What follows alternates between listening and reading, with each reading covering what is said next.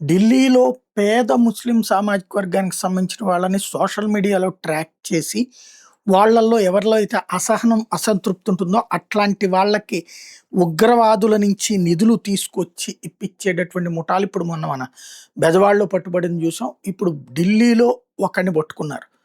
ఇతను ఏకంగా లష్కరే తోయిబా చీఫ్ హఫీజ్ సయీద్‌తో కాంటాక్ట్‌లో ఉన్నాడు. ఇక్కడున్నటువంటి యువతరాన్ని రెచ్చగొట్టే పనుల్లో ఉన్నాడు.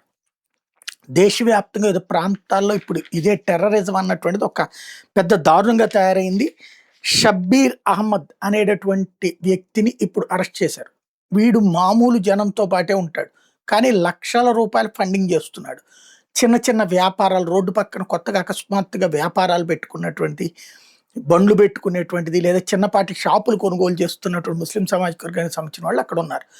వాళ్ళకి ఎక్కడి నుంచి వస్తున్నది ఈ ఫండింగ్ అంటే వాళ్ళకి ఎవరు ప్రైవేట్ ఫైనాన్స్ కాదు, లేకపోతే వాళ్ళ దగ్గర ఆస్తులు ఉన్నోళ్ళు కాదు, లేదా వీళ్ళు కాదు, అంటే బ్యాంకుల లోన్లు కాదు, కానీ వచ్చినాయి. ఎక్కడి నుంచి అని ఆరా తీస్తే వీడి పేరు తేలింది. ప్రస్తుతం వీడిని పట్టుకుని అరెస్ట్ చేసి విచారిస్తున్నారు.